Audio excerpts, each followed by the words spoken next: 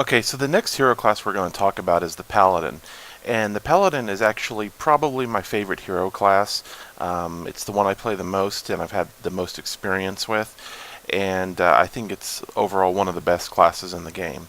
Now, the Paladin has an interesting hero ability in that every turn for 2 mana it can summon a 1/1 recruit. Now, I actually think this is one of the better hero abilities in the game because that 1/1 recruit can be used for a lot of things, and it also plays into some of the card strength of the Paladin class. Not only can you use them as kind of cheap throwaway minions to finish off, low health or wounded enemy minions, they also play into the fact that the Paladin class is kind of a buff and debuff kind of card class. And what I mean by that is they have cards in there that can be used to buff up those minions, like Blessing of Kings. And Paladin is also another one of the possible weapon classes. They can use weapons.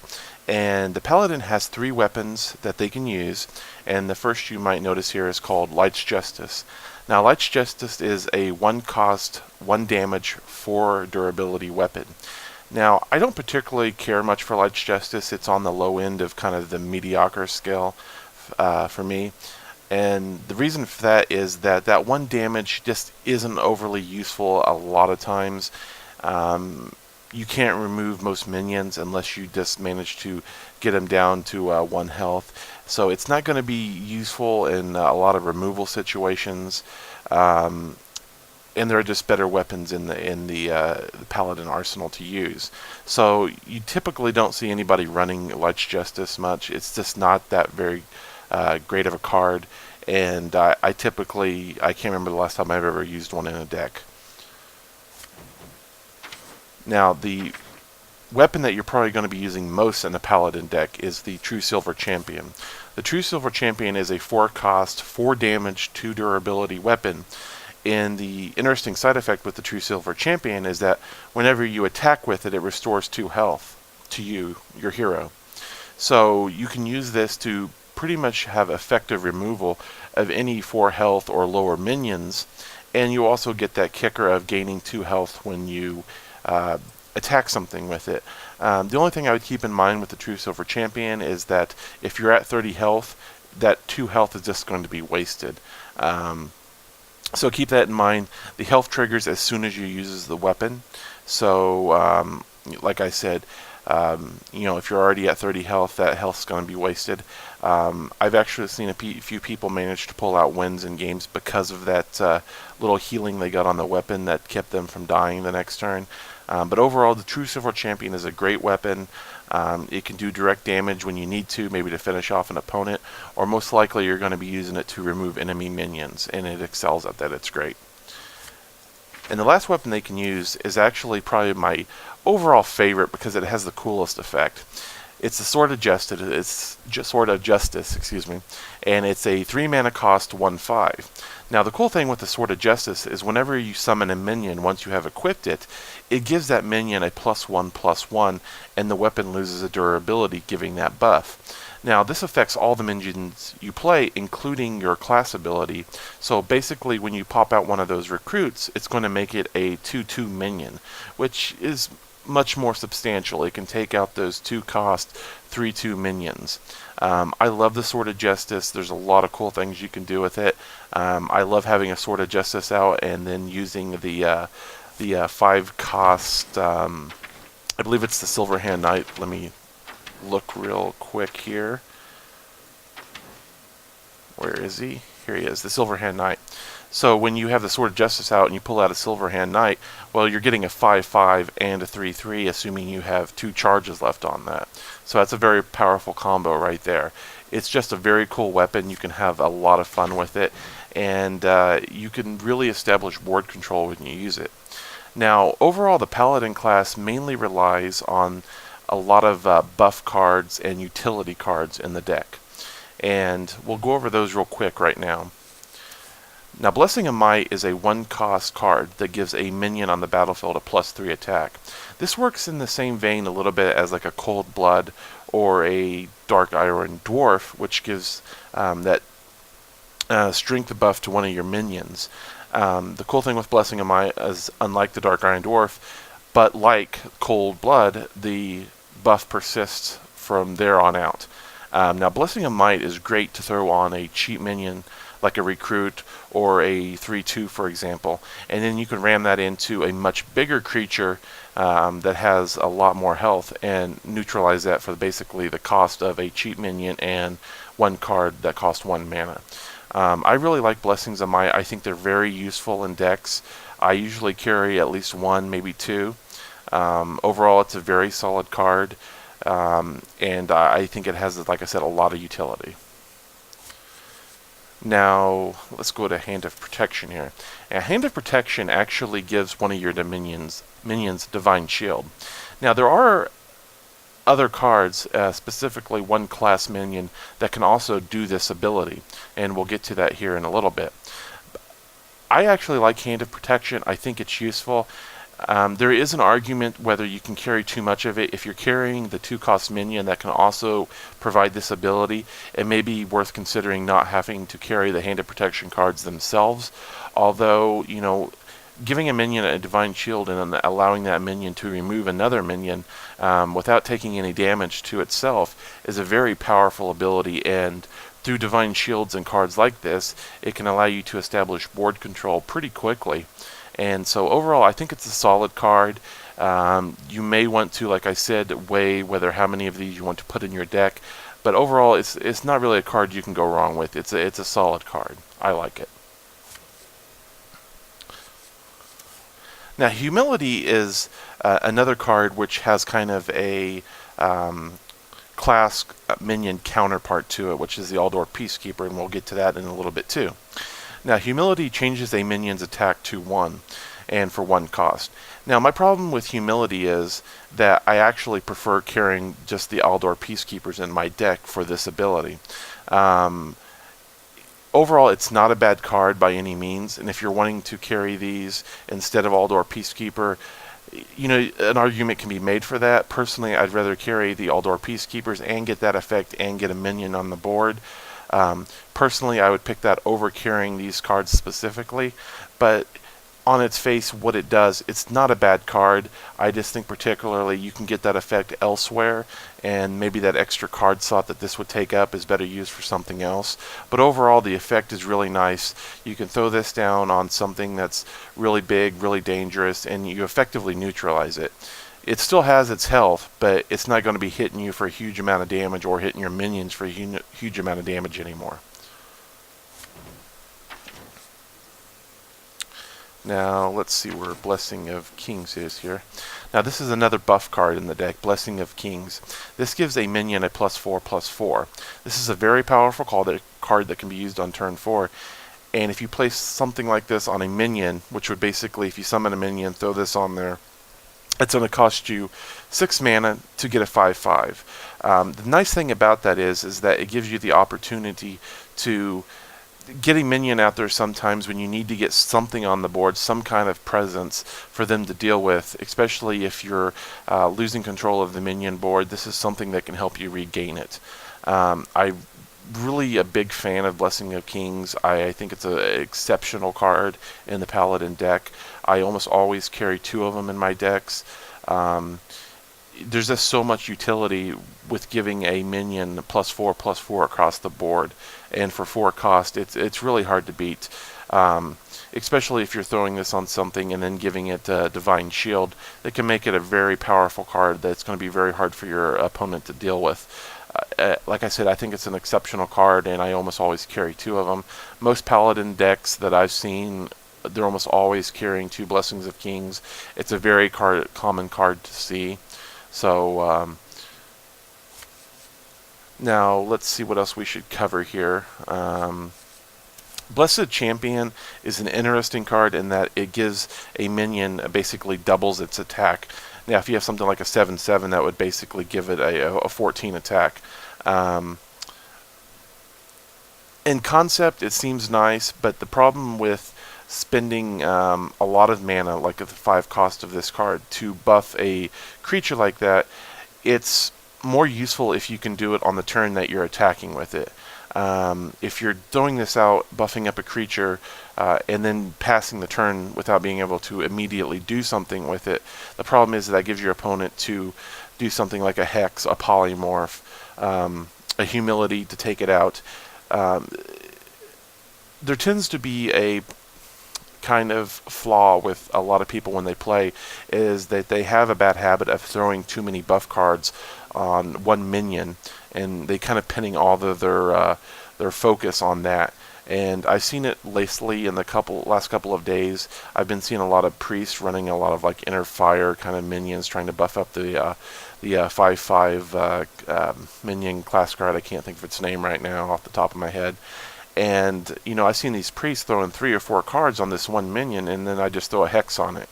And they've just spent the last 2 or 3 turns, wasting all these cards on one minion and investing all these cards into one thing, and that one thing just gets, boom, silenced or taken out. So, if you're going to use Blessed Champion, like I said, the best thing you can do is be aware of the timing that you're going to use it so you can get the most effect out of it. Overall, if you're throwing this on like a cheap minion to take out something slightly larger, it's really kind of a waste, because that's a lot of mana to be spending when you can do something like a Blessing of Might and get almost that same kind of effect. So you don't typically see Blessed Champions being run a lot. I've seen them here and there once in a while in Arena, and usually they have nothing else better to pick. But it's not a card that you typically see a lot in Paladin decks. To me, it's not really a standout card. There are things I'd rather carry, like the Blessings of Might, because they are so much cheaper and almost have that same kind of effect. So, now, the Paladin has an interesting kind of set of removal cards when it comes to its class abilities for removal. Now, one of them that we already talked about was Humility, and Humility, like I said, the problem with the Humility card is that you can also do that with this card, the Aldor Peacekeeper. Now, I'd rather much carry 2 Aldor Peacekeepers in my deck, because you can neutralize the attack on minions that you want to knock down, whether they be big minions or even something smaller you just want to neutralize to be able to gain control of the minion board. And you get that 3/3 in play as well. So I'd much rather carry 2 of these to kind of get that humility effect, and get the minion on the board as well. I think Aldor Peacekeeper is an exceptional card. I carry 2 in most of my Paladin decks. I think almost all of them recently I've carried 2. This is one of the cards I would actually look forward to unlocking pretty early on with the Paladin deck. It's a great minion card. It has a lot of versatility. One tip I can say is don't be afraid to, if you're carrying 2 of these in your deck, don't be afraid to use one early on if you need to. You'd be surprised how helpful it can be even in early game situations, where even if you throw it on something like a Chillwind Yeti, to bring that down to a 1/5 instead of a 4/5, it gives you that opportunity to get minion control of the board early on. And of course, obviously, they're terrific cards for later in the game when they're throwing down something like a big 7/7 War Golem or an 8/8 tree, and you throw this on there and it becomes a 1/8, and suddenly it's not as intimidating as it used to be. Overall, it's a great card, and I would more focus on this than the other one. Now, another thing that Paladins can do to try to get some removal going is Equality. Now, Equality is interesting because it changes the health of all minions to 1. Not just the enemies, yours as well. So keep that in mind. But Equality combined with another Paladin card called Consecrate is actually probably the most powerful AoE removal in the game. And we'll go ahead and look at Consecrate real quick so you can see why that is. Here we go. Now, Consecration is a AoE spell that does 2 damage to all enemy minions. Now, on its face, Consecration can be somewhat okay for removing smaller minions like the 2-cost 3/2s and things of that nature. But now if you look at the fact that it does 2 damage to all minions, and you combine that with an Equality that changes the health of all minions to 1, Suddenly, for 6 mana, you can effectively wipe out your enemy's board regardless of how big his minions are. He could have a board of 8/8, and this one combo will wipe every single one of them out. In my opinion, it's one of the strongest combos for AoE removal in the game. It's much better than Flame Strike. It's much better than a Lightning Storm. It's better than all of them. The problem with it is, like I said, it has two downsides. First off, it's a combo. You have to have both cards, and you have to have the mana to use both cards to pull it off. Second off, you're also doing equality to all of your minions. So yes, you will be wiping his board, but keep in mind that all of your minions are also going to have 1 health too. Now, they're not going to die from the Consecrate, but they're going to be much easier to remove for him. So just keep that in mind. It is a very powerful combo. It can actually save you and win you some games when used in the right circumstances. So it's powerful, but keep in mind how you're using it and when you're using it. Now, the Paladin has a couple more options available to him for removal. One of them is the Hammer of Wrath. The Hammer of Wrath is a great card. For 4 costs, it does 3 damage and draws a card.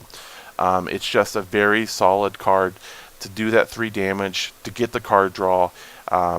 I usually carry 2 of these in my Paladin decks. I think it's a great card. It has good utility. A lot of times when you combine it with a smaller minion, it's just enough to kill some of the larger minions in the game. Plus, you get that card draw on top of it. Overall, like I said, it's just a solid card. It's considered by most players a solid card, and most players carry at least 1, but most carry 2 of these in their decks. Now, Avenging Wrath is a very fun card, and it can actually be comboed as well with the card we just talked about, Equality, which changes the health of all minions to 1. Now, this is a slightly more expensive combo, as it costs 8 mana to pull off, but if you change all of those health of those minions to 1 and then pull an Avenging Wrath, you're much more likely to clear most of his board. Avenging Wrath costs 6 mana and does 8 damage randomly split among enemy characters, including the enemy hero. Typically, though, if they have a bunch of low-cost minions or you use something like Equality, Avenging Wrath is going to remove most, if not all of them. It's a very fun card. It has a cool effect when you play it on the board, and I like it. I typically only carry 1 in my decks, but overall, it's one of those cards that you're getting some utility from it. It's great against fast attack aggro decks that have a lot of small minions, especially some of maybe these hunter decks that are using a lot of charge minions nowadays. Overall, it's a fantastic card. I like it. I almost always carry at least that 1 in my decks. Holy Wrath is another card. I don't particularly care for it because it's just too RNG. And it's a 5-cost card that allows you to draw a card and you deal that damage equal to its cost. And obviously, by the description, you can tell, well, that could be very good or that can be very bad. Let's say you have a 5 health minion that you want to take out with it. Well, unless you draw a 5 health or 5 cost card or higher, well, it's not going to it's not going to do the job. If you draw a 2 cost card, you're only going to do 2 damage to it. Now, Holy Wrath might have some more utility in a deck that tends to be on the more expensive side of things. If you're using a lot of high cost minions, a lot of high cost cards with a late game Paladin kind of deck, Holy Wrath could have more utility. But overall, it's that RNG effect. When you're spending 5 mana, you really want something that's going to be a little bit more reliable in what it's going to do. And I just don't think Holy Wrath is good enough, especially for what it cost. I would like to see it at 4 mana, but hey, I typically don't carry these. I typically don't see very many of them being played. The only time I really come across them is once in a while you'll see somebody use one in Arena, and most of the time, like even then, it tends to be kind of a 50-50 thing. Sometimes it works for them, sometimes it doesn't. Overall, though, like I said, it's not one of my favorite cards, and I typically don't play with it. Now, the Paladin also does have a couple options for self-healing. And one is this 2-cost Holy Light, which restores 6 health. Typically, 6 health for 2 mana isn't that terrific. I don't typically use these cards. You don't typically see them used very often. There are better options to put in a Paladin deck to get a little bit of that healing, and one of them is a more late game card called Lay on Hands. Now, Lay on Hands is much more expensive at 8 mana cost, but it restores 8 health and it does draw you 3 cards. So it's a slightly more expensive sprint, but it also gives you that 8 health. Now, like Sprint, if you can use it at the right time in the right circumstances, Lay on Hands can be a terrific card, and it can give you that extra card you need to seal a victory. But you want to play it in that specific right time for it. Now, I actually like to carry one Lay on Hands in late game Paladin decks, and I found that they can be very useful, especially against mage decks that typically rely on Pyroblast, and that is because Lay on Hands, coupled with a couple of other healing cards that I'll show you here in a second, can really give you that health that you need to sustain surviving some of those mage burn down decks that finish you with Pyroblast. I was playing a mage the other day who was relying on Pyroblast to finish me, and he just couldn't get the job done because of the healing effects of the cards that I was using in this late game Paladin deck. And the other card I was using for that healing was this one. It's a 7 cost card that gives you a 5/6 and restores 6 health to your hero. Now, Guardian of Kings, it's just a very solid minion with that 5/6. It's got a good amount of health. It can usually trade 2 for 1, except against some of the really, really large, big, beefier minions. But you also get that health gain. So it's kind of a 2 for 1 nice effect you get there. And I'm a big fan of these cards. I know a lot of the higher end players are kind of on the fence about them. Some of the high end decks you see them being ran. Some of them you don't see any of them running Guardian of Kings. Particularly, I think these cards excel, especially against mages with those Pyroblast burn down decks. I think it's a solid card. If I'm running a late game Paladin deck, I typically use 2 of these cards. I just think it's very solid. I'm trying to think of anything else we should really cover here with the Paladin. Now, Argent Protector is the minion I was talking about earlier. It's a 2 cost 2/2, and it gives a friendly minion Divine Shield. Now, this is an extremely powerful card, and things I like to do with the Argent Protector is if on turn 1 I have the coin, I will coin out a 2 cost 3/2 minion, and then the next turn throw an Argent Protector on it, giving it a Divine Shield, making it that much harder to remove. And often, if they play a minion of their own to try to remove your original card, you can then give it that Divine Shield, run your minion into it, remove theirs, and then you preserve your board. So I like Argent Protectors. I typically run 2 of them in almost all my Paladin decks. I think it's a very solid card. That Divine Shield is very powerful, and this is another card that can more than benefit from the Sword of Justice if you have it out. So not only are you giving that Divine Shield to another minion, you can bump this up to a 3/3. Overall, it's just a very solid card. I really like them. I run them in almost all of my decks. Now, another thing we should cover here with the Paladins is that the Paladins are a class that can use secrets. Now, the secrets in the Paladin deck, while I've seen on occasion some cool things being done with them, most of the time they're very easy to kind of figure out what people are using when they put them up. And we'll cover them real quick and we'll tell you what I think of them. The first one is an Eye for an Eye, which is a 1 cost card, and when your hero takes damage, you deal that much damage to an enemy hero.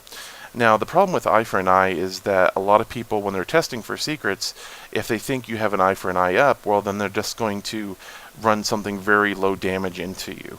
And if possible, the least damage amount that they can. So if they can hit you with 1 damage, like a mage or a druid with their hero ability, you basically just spent a mana and a card to deal 1 damage to the enemy hero, and you're still taking that 1 damage. So it's just overall not that great of a card. I don't run them. You don't see these cards being ran in the higher end Paladin decks. It's generally considered a bad card. Now, the next secret is Noble Sacrifice. This one has a little more utility. It's a little more interesting. For 1 mana cost, you can basically use this secret, and when an enemy attacks, you will summon a 2/1 defender as the new target for whatever enemy is being attacked. Now, this can be useful in certain situations, like when you have a taunt minion up and you don't want them to be able to remove that right away, and you know they're going to run something into it. You can noble sacrifice, and then that first minion that attacks it, they're going to hit this 2/1 defender as its new target. It's also useful if they have something like a bunch of 2-cost 3/2s on the board, because the defender will kill those minions, being a 2-damage target. Overall, though, this isn't typically a great card. It kind of suffers from the same problem as we talked about with the last one. If they know you have this up, if they're testing for it, they're going to either run their hero ability into it or something of that nature, and try to see if it is the noble sacrifice. Typically, players call this the get down card because of what the 2/1 yells when he comes into play. So typically, I don't think this is a great card. It's probably a little better than the other one that we just talked about, but again, I wouldn't specifically be running these in my deck. I think they're just much better options for cards. Now, Redemption, also not a great secret. When one of your minion dies, you return it to life with 1 health. Again, you know, if I'm playing against somebody and I think he has a Redemption up and I've tested the other ones and I think it's this, well, I'm going to try to kill off his least important minion that he has on the board. Now, one of the cool things I have seen with Redemption is when you are able to throw up Redemption when you have a character with like Divine Shield out. Now, that character is going to come back with the Divine Shield and make it much harder to remove yet again. The best card I think you can use Redemption on is Sunwalker. Sunwalker is a decent sized taunt with a Divine Shield. And if you manage to kill that, it's going to be brought back, and it's only going to have that 1 health, but it's going to have that Divine Shield again. So it's going to be a very annoying card to remove. Redemption, if used and timed in the right manner, with the right minions, can be a decent card. I think it's a little better than the other ones, but again, you know, like all secrets, they kind of suffer from that same problem as players, especially the more experienced ones, will tend to know what to look for, and they will try to minimize that as much as they can. So I'm trying to think if there's anything else we should talk about here. Repentance is the last secret. I actually think I had a couple of these and I DE'd them to get something else because I typically don't use Paladin secrets. Now, Repentance is another 1-cost secret that when your opponent plays a minion and reduces its health to 1. Again, not a great secret because of the fact that if they think you have the secret up, a good player is going to throw down the lowest health card that he has in an attempt to trigger Repentance and get that card to 1 health. So if he has a 2/1 Worgen or something, he's probably going to throw that out there because it's not going to do anything to it. And in that case, you've basically just wasted a mana and a card. Even if he has a 2-cost like 3/2 and he throws that out, well, you're going to reduce it 1 health, but that's not a very effective use of a card and a mana. So again, Repentance, same problem as the other secrets, just very easy to figure out, very easy to get around. Now, the class legendary for the Paladin is Tirion Fordring, and I think he's one of the more balanced, very solid legendary cards. He's a 6/6 for 8 mana, and he has Taunt and Divine Shield. Now, the cool thing with Tirion is that when he dies, you equip a 5/3 Ashbringer. Now, keep in mind, you know, the thing with Tirion, and almost all big, you know, legendaries, cool things that have cool effects like that, is that they can be silenced, they can be mind controlled, they can be faithless manipulated. So there are options to deal with something like this, and you should always keep that in mind, especially, you know, when you're playing this for 8 cost, you're getting very close to something like a Priest Mind Control on turn 10. You should also keep in mind, you know, if you're playing a mage, you know, how many polymorphs has he used up to that point? How many hexes has the shaman used? Things of that nature. But overall, Tyrion is a very solid card. You get a nice big 6/6 creature with that Divine Shield and Taunt. He's a slightly better Sunwalker, but of course what makes him really special is you get that 5/3 Ashbringer. Um, I think Tyrion is one of the better class legendaries, and is he worth looking to spend a lot of dust on unlocking? I think he can be solid. I think he can be a very good card. I would more specifically look at unlocking something like the Aldor Peacekeepers, maybe an Avenging Wrath beforehand. Sword of Justice, especially Sword of Justice is a great card. You know, you have your equalities. I would look at unlocking those things before I focused on a Tyrion, but overall he's a very good card. Now I'm going to give you a couple examples of a couple Paladin decks I'm running right now that have pretty good win rates. This one I call the Bubblicious Pally deck, and it's because it basically makes a lot of use with Divine Shields. It actually used to have a lot more, but I've made some alterations to it, and I haven't really changed its name. But it's still a pretty solid deck with a decent amount of Divine Shield options into it. Now this deck typically tends to play a little faster than my late game Pally deck. It does have some late game presence with the Silverhand Knight and the Argent Commanders and Guardian of Kings. And overall, it makes a lot of use out of the Sword of Justice to buff up things like the Harvest Golems, the Imp Masters, Argent Protectors, Knife Jugglers, things of that nature, on into the things like the Silverhand Knights late game. Sword of Justice combined with something like the Imp Master can be an extremely powerful card, because unless they deal with it, you're going to be getting those 2/2s on the minion board very rapidly. It's actually a terrific combo. I really like it. Overall, it's a very solid deck. It has options to deal with big enemy minions that come out with the Consecrations and the Equalities, and things like your True Silver Champions, your Blessing of Mights. It has an Acidic Swamp Ooze to help deal with if you're playing against an enemy hero who has minions. It has the Argent Protectors to give some of your minions Divine Shields. Overall, I think it's a very solid deck. I have a pretty good win rate with it. Last night I won 5 games in a row with it to finish the quest. Overall, I think it's a pretty solid deck to start with, to give you some ideas of what you might want to do with the Paladin. And the other one I'll show you here is a late game Paladin deck that I actually based off a Paladin deck I seen on one of Artosis's tourneys.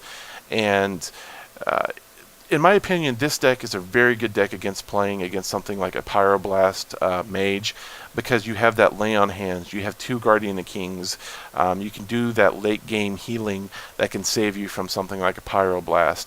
This one tends to be a little more late game focused. It has a few more expensive cards in it, but overall it has some of that same synergy.